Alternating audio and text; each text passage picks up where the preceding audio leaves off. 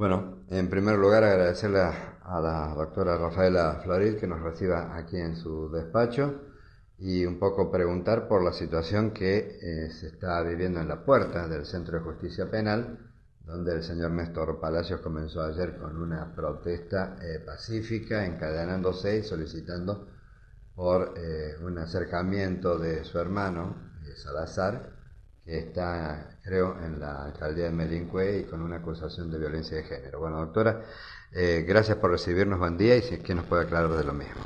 ¿Qué tal? Muchísimas gracias. Bueno, ante todo, buenos días para usted y para toda la audiencia. Lo que le puedo comentar de esta situación, ayer cuando este señor llegó y se encadenó a la puerta de la Fiscalía, me lo comentan los empleados aquí de la Fiscalía, ocasión en la cual decido salir y mantener una conversación con este señor que se identificó como de apellido Palacios. Me manifestó que es hermano del señor Gerardo Salazar, una persona que ha quedado en prisión preventiva hace ya unos cuantos días atrás. Y me dijo que se iba a encadenar a la Fiscalía hasta que su hermano fuera liberado. Esas fueron sus palabras textuales. A mí no me habló de ningún acercamiento familiar. A mí me habló que iba a permanecer allí hasta que su hermano fuera liberado. Esta situación me tomó por sorpresa, con lo cual lo que hice fue invitarlo a conversar conmigo, lo invité a entrar. Me dijo que no pensaba desencadenarse. Yo le dije que no había ningún problema en que ingresara, hablara conmigo y después, si lo deseaba, saliera y se volviera a encadenar. De alguna manera usted le garantizó la libertad. Pero por supuesto, a ver, que una persona venga y se encadene en la puerta de la Fiscalía sin entorpecer el paso y sin hacer disturbios, no es delito. Distinto sería la situación si esta persona estuviera usurpando, si estuviera molestando, si estuviera impidiendo el ingreso, si estuviera gritando, vociferando o de alguna manera interrumpiendo la actividad que se desarrolla dentro del edificio de tribunal. Es decir, lo que esta persona está haciendo, que es una protesta pacífica, no constituye ningún delito. Eso, para empezar. Además, debo decirlo, el señor es muy respetuoso en su reclamo, se sentó ahí, vienen familiares a veces a apoyarlo, a veces no, pero todo se desarrolla en un marco de total tranquilidad, respeto. Mientras eso se mantenga así, digamos, no tengo nada que decir. En su momento lo invité a ingresar para conversar conmigo, lo rehusó, motivo por el cual yo le manifesté que bueno, que mientras se mantuviera en esa postura pacífica, no iba a haber problema, que por supuesto si esa situación cambiaba, dependiendo de lo que ocurriera, yo iba a tener que tomar determinadas medidas. La verdad que no ha ocurrido nada malo, el señor se mantuvo sentado allí, motivo por el cual desde esta Fiscalía seguimos trabajando con normalidad. La gente ha ingresado al edificio con normalidad. ¿Y él en ningún momento decidió hablar en privado con usted? No él, pero sí otros familiares del señor Salazar, más precisamente creo que son dos hermanas. Estas dos hermanas ingresaron cerca del mediodía a hablar conmigo, un rato antes del mediodía a hablar conmigo. Y con el abogado defensor del señor Salazar presente también, por supuesto. Porque, bueno, nuestra mayor... Perdón, discúlpeme, ¿quién es el abogado? Es el doctor Pablo Domínguez del Servicio Público Provincial de la Defensa. Bien. Exactamente. Estas dos personas fueron muy respetuosas también. Me plantearon la inquietud de que está preso Salazar. Esto debo decirlo, digamos, el abogado defensor previamente había mantenido una larga charla con la familia, incluso en la puerta de la Fiscalía, incluso con el señor encadenado. Posteriormente lo mantuvo conmigo en la oficina con las señoras, explicándole el modo legalmente pertinente de hacer los reclamos legales, que es a través del abogado y a través de la presentación respectiva ante la magistrada interviniente, en este caso la doctora Lorena Garini. Para clarificar la situación, Alejandro, lo que aquí ocurrió fue que el señor Gerardo Salazar fue imputado de 5 hechos concretos, es decir, uno de esos hechos venía por un tema de violencia de género con una expareja. Bien. Los otros 4 hechos, en forma indirecta, la mayoría también tiene que ver, si bien no por una situación directa denunciada por la persona, pero sí, por ejemplo, con incumplimiento a provisiones de acercamiento del juzgado civil, con una resistencia a la autoridad en que incurrió el señor Salazar al momento de ser allanado, al momento de proceder al secuestro de su teléfono celular, se resistió con vehemencia y terminó golpeando y lesionando a 2 policías al momento de efectivizar la orden de detención. Es decir, la situación de privación de libertad del señor Salazar es motivada pura y exclusivamente en la conducta del señor Salazar. Esto, para que quede claro, por cuestiones... Es que no es solamente por una cuestión de violencia de género y violencia familiar. De ninguna manera, a ver, la gravedad de un hecho atribuido de ninguna manera puede determinar por sí misma una privación de libertad. Por supuesto, el monto de pena en expectativa y el modo de ejecución de la pena, esto es, si es una pena de ejecución efectiva y no es posible una pena de ejecución condicional, que implicaría que la persona es condenada pero puede permanecer en libertad, ¿sí? Son unos factores a tener en cuenta al momento de medir la peligrosidad procesal, pero de ninguna manera pueden ser los únicos. Es decir, inclusive una persona acusada de homicidio podría permanecer en libertad si el resto de sus condiciones personales lo acompañan. Por ejemplo, si no tiene antecedentes penales, si tiene trabajo estable, si es una persona que es citada y comparece, si es una persona que no se ha resistido al accionar policial, si es una persona que en su vida tiene una actitud pacífica. Todas estas condiciones hacen al principio de inocencia. Alguna vez hemos hablado usted por otro tema y yo le he contado que la prisión preventiva es de excepción, que solamente se adopta en casos graves. Claro, lo que establece el 219. Exactamente, el 219 dice, bueno, lo que es ideal es las reglas de conducta no privativas de libertad, que sería el modo normal de tutelar los medios del proceso cuando las circunstancias del caso concreto lo ameritan. ¿Qué se tiene en cuenta en esos casos? Casualmente esto que le comento yo. La conducta de la persona que es inocente hasta que se demuestre lo contrario. Lo que pasa es que si en el curso de la investigación esa persona entorpece el proceso, esa persona se resiste al accionar policial, esa persona se resiste al secuestro de un teléfono ordenado judicialmente, esa persona se ausenta, esa persona tiene una prohibición de acercamiento y en forma totalmente deliberada la viola, no una vez, sino de manera reiterada. Esa persona es citada por la Fiscalía a comparecer voluntariamente y no viene. Todas circunstancias que están describiendo la conducta de Gerardo Salazar. La única manera que tiene la Fiscalía de hacer una investigación sin miedo a que los testigos sean amedrentados por esta persona es solicitar la prisión preventiva. Ahora bien, la Fiscalía no puede decidir la prisión preventiva.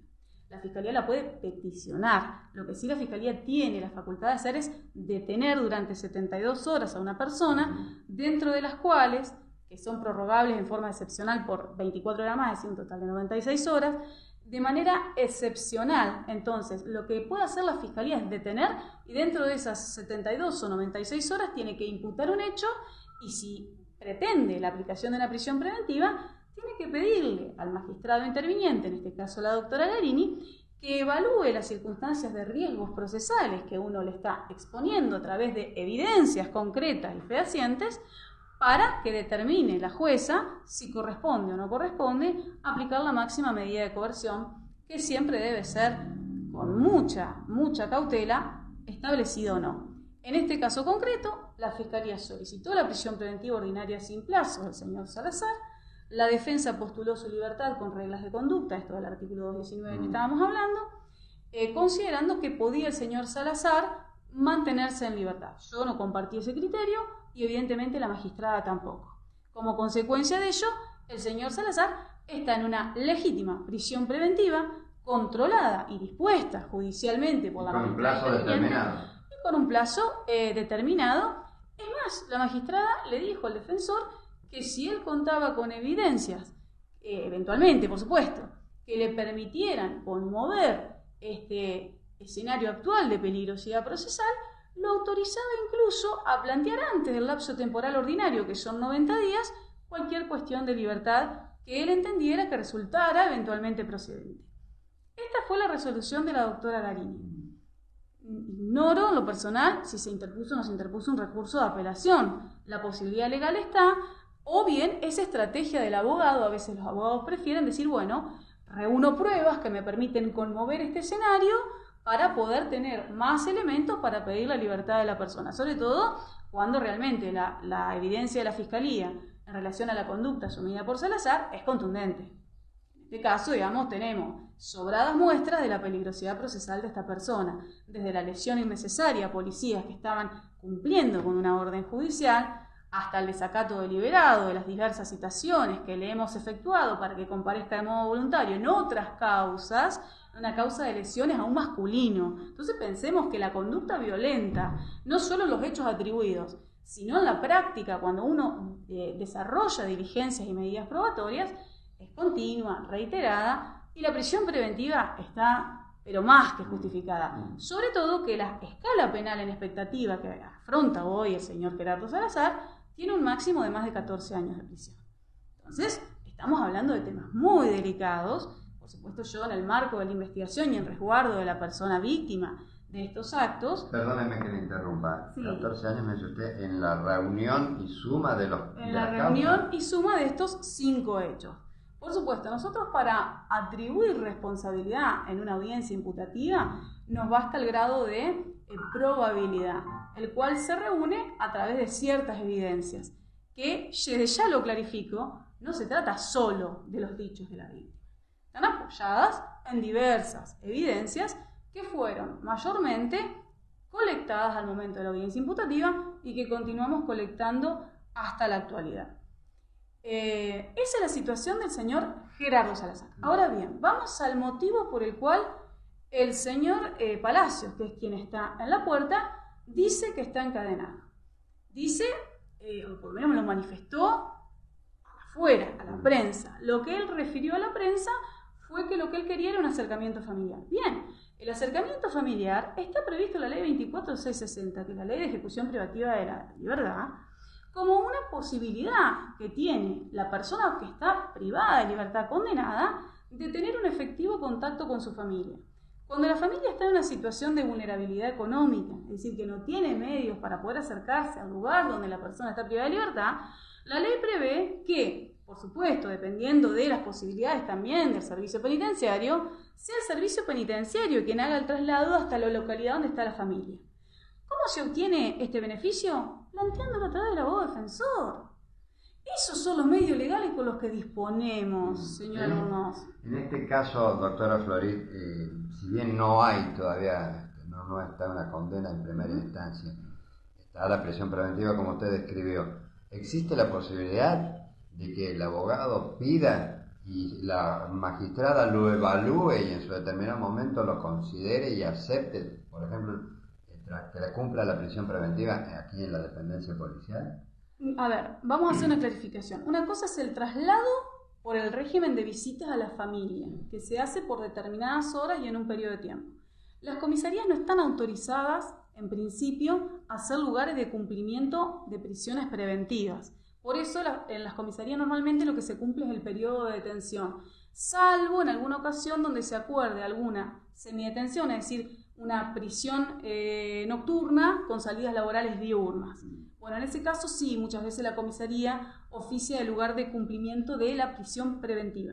Pero lo normal en temas de prisión preventiva es que se cumpla en una alcaldía o bien en una cárcel común en donde se cuentan con los distintos espacios necesarios para que la persona también tenga, digamos, todo lo que necesita una persona para llevar una vida relativamente normal dentro de lo que es una vida normal encerrado en una cárcel, ¿no es cierto? Pero que eso sería lo ideal también, no vamos a entrar en el detalle. No, por supuesto, estamos hablando de lo que es el ideal. Sabemos muy bien que, por ejemplo, las situaciones de la alcaldía de Beningüé están muy lejos de ser las constitucionalmente correctas. Pero bueno, esos son temas que no dependen directamente de nosotros. Entonces, bueno, lo que tenemos nosotros es que la dependencia policial tampoco tiene las medidas de seguridad para cuidar de la integridad física misma de la persona. Entonces, en principio, no hay un juez tampoco que pueda ordenar el lugar donde cumpla una persona una prisión preventiva, porque el mismo servicio penitenciario es el que maneja los cupos a las distintas cárceles. Lo que sí puede ordenar un juez es que la persona sea trasladada para tener unas horas con su familia cada determinado periodo de tiempo, dependiendo, insisto, también de la disponibilidad del servicio penitenciario, porque cada uno está en el lugar que le corresponde a cada uno.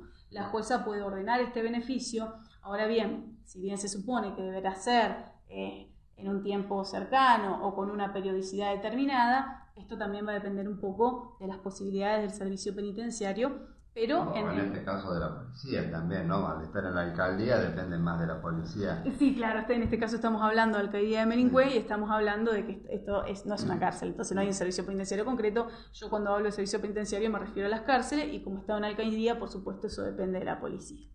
Entonces, a ver, quiero que esto quede claro. La posibilidad legal la plantea la misma ley 24660. La posibilidad de planteo de acercamiento familiar es habitual hacerla en cualquier abogado defensor, e inclusive en la reunión que manteníamos ayer con las hermanas, esto se lo explicó tanto el defensor como quien le habla, a las hermanas del señor Salazar, personas que, debo decirlo, muy amables y infinitamente respetuosas, con las cuales, bueno, me agradó en lo personal mantener una reunión. ¿Por qué? Porque lo que uno quiere es realmente la paz social y que los pedidos que los familiares y los imputados tengan que hacer los instrumenten por la vía legal idónea y correspondiente. Para que quede claro, Alejandro, si uno quiere ejercer derechos, la única forma de ejercer los derechos es plantearlo ante el magistrado interviniente. La Fiscalía no decide nada, ni decide la prisión preventiva, ni tiene la potestad y la facultad de decidir el acercamiento familiar, como este señor, digamos, manifiesta que pretende que esta fiscal haga. No son facultades que yo tenga, son cuestiones que debe peticionar el defensor ante la persona que lo puede decidir, en este caso la magistrada. Es más, si se planteara esta situación, la fiscalía no tendría ningún tipo de objeción a que se efectúe un traslado para que esta persona tenga contacto con la familia. Cuestión que la fiscalía puede, por supuesto, en los distintos temas que se plantean en la audiencia, mantener una postura coincidente con la de la defensa o totalmente diversa a la de la defensa. En casos como este, normalmente esta fiscalía no tiene ninguna objeción que hacer, siempre y cuando, por supuesto, se toman los recaudos por